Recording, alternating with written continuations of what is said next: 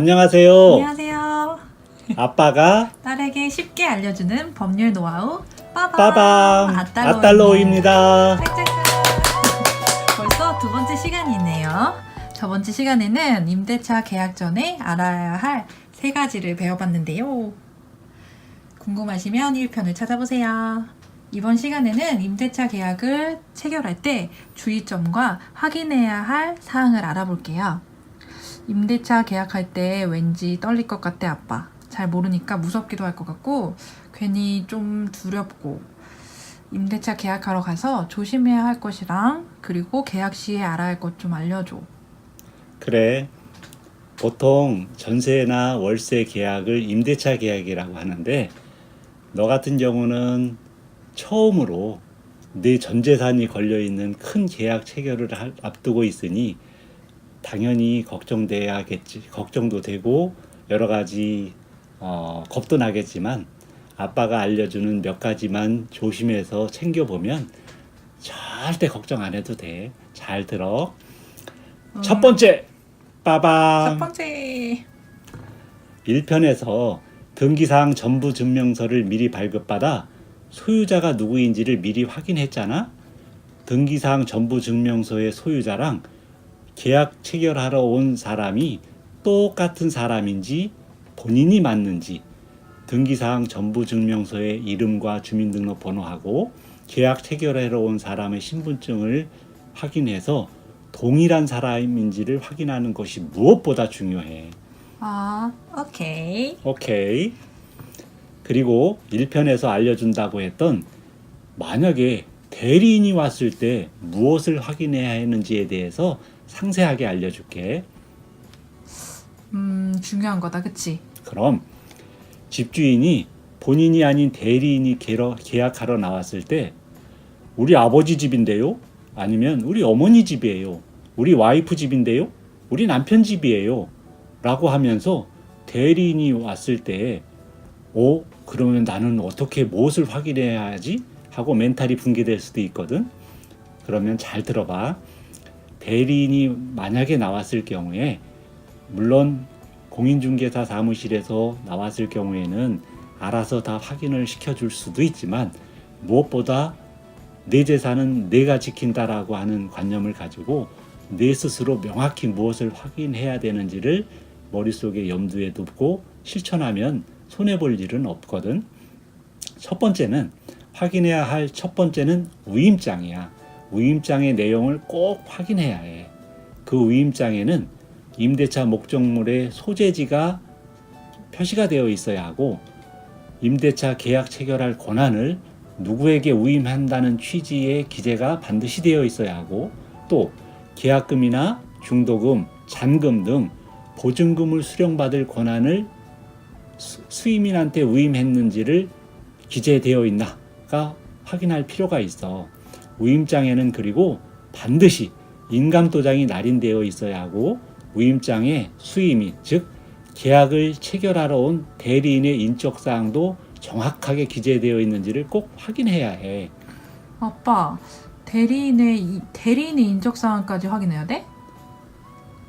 아니, 계약하는 사람이 누군지 알아야 나중에 본인이 난 몰래요. 나 그런 계약 아니면 그런 대리인 나 알지 못해요 라고 하면 그 사람한테 책임을 묻던지 아니면 그 사람을 사기죄로 쳐놓던지 그래야 네 보증금을 확보하든지 뭔가 대안이 있어야 될 거 아니야.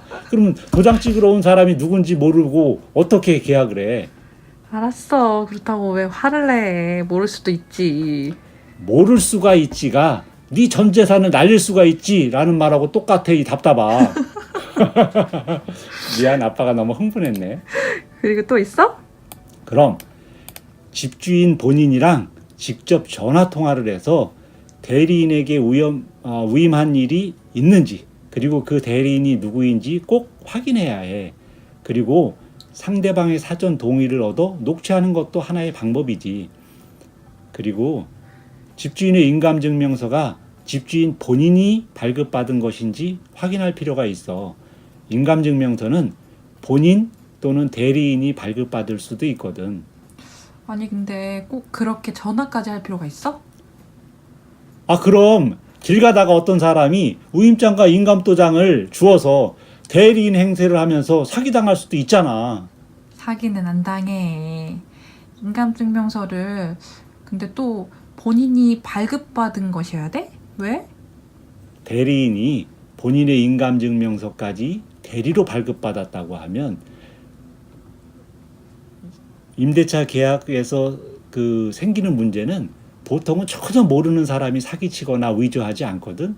대개는 대리인과 친한 인척관계, 부부라든지 부모 자식 간이라든지 그런 인척관계에 있는 사람이 인감도장이라든지 신분증을 같이 관리할 수 있는 사람이 만약의 경우 문제를 생길 수가 있거든.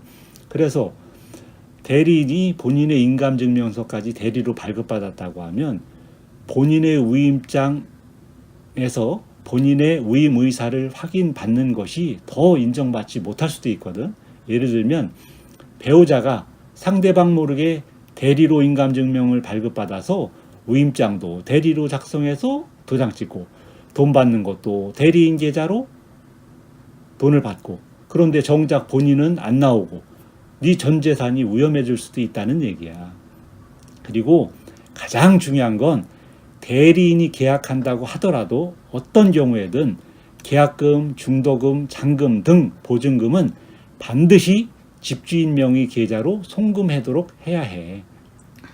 아, 대리인 계좌로 송금하면 좀 위험할 수도 있겠구나. 그래, 가급적이면 본인하고 계약 체결하는 것이 최선의 방법이지만 어쩔 수 없는 경우에는 좀 전에 아빠가 얘기해준 몇 가지 확인할 사항은 반드시 양보하지 않으면 확인을 양보하면 절대 안 되는 거야. 알겠어. 그리고 중요한 팁 하나 더 알려줄게. 완전 꿀팁. 빠밤. 좀 쑥스럽다. 계약서 도장 찍기 직전에 또는 중도금 지급해주기 직전에 그리고 잔금을 지급해주기 직전에 인터넷 등기소 어플에서 그 임대차 목적물에 대한 등기 신청 사건 처리 현황 조회를 꼭 해봐서 변동사항이 있는지를 확인해야 해. 거의 실시간으로 변동사항 조회가 가능하거든. 그래서 계약서 쓰기 바로 직전 발급받은 등기사항 전부증명서를 확인하고 이상이 없을 경우에 도장을 찍고 그리고 계약금을 송금한다. 오케이. 오케이. 그런데 등기부등본에서 그러면 뭘 확인해야 돼? 네가 사전에 확인한 것과 같이 소유자의 변동이 있는지 그 사람이랑 일치하는지 그리고 중요한 것은 소유자 밑에 가압류, 가처분, 가등기, 압류, 임의경매, 강제경매 등 처음에 확인 안 됐던 사항이 갑자기 등기되어 있는지 또는 추가 담보로 설정이 되어 있는지 등 기존에 내가 확인했던 것과 비교해서 조금이라도 달라진 사항이 있는지 확인해야지. 만일 달라진 게 있다면 그게 확인될 때까지 도장을 찍거나 즉 계약서에 도장을 찍거나 돈을 송금하면 안 된다는 얘기야. 계약서에 도장 찍으면 땡이야. 그럼 이제 땡이야? 아니? 꿀팁 하나 더. 빠밤. 빠밤. 임대할 건물에 수리할 것이 있는지 수리할 정도는 아니지만 벽에 살짝 금이가 있거나 변기에 금이가 있거나 아니면 벽지가 조금 찢어졌다든지 즉 흠이 있는지 여부를 확인해서 그것을 미리 사진으로 기록을 남겨놓을 필요가 있어.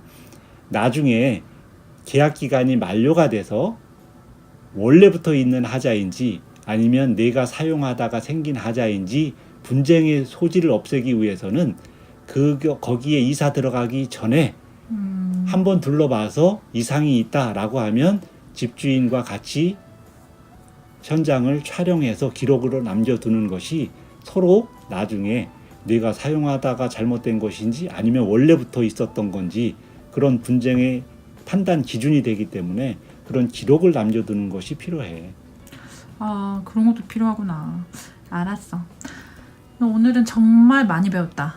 오늘 아빠한테 배운 걸 내가 정리해 볼게. 임대차 계약 시 알아야 할 것.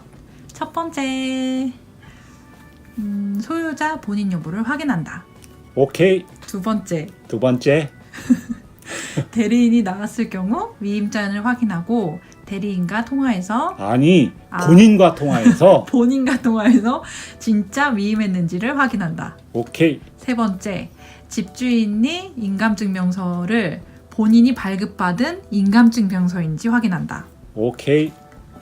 네 번째, 계약금, 중도금, 잔금을 지급하기 직전에 등기사항 전부 증명서를 새로 발급받아 변동사항을 확인한다. 오케이. 다섯 번째, 어떠한 경우에도 보증금은 대리인 말고 집주인 본인의 계좌로 송금한다. 베리베리 오케이. 제일 중요한 거야, 이게. 알았어. 여섯 번째, 건물에 흠이 있는지 확인하고 사진으로 남겨둔다. 오케이. 아, 너무 많다. 그래도 네 전 재산을 지키려면 그 정도 수고로운 확인은 해야 되겠지? 넵. 그러면 오늘은 여기까지.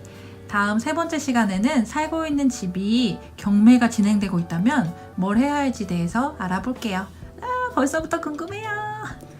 동영상이 도움이 되셨다면 구독, 좋아요 부탁드려요. 부탁드려요. 다음에 또 만나요. 다음에 또 만나요. 안녕. 아딸로였습니다. 아딸로였습니다.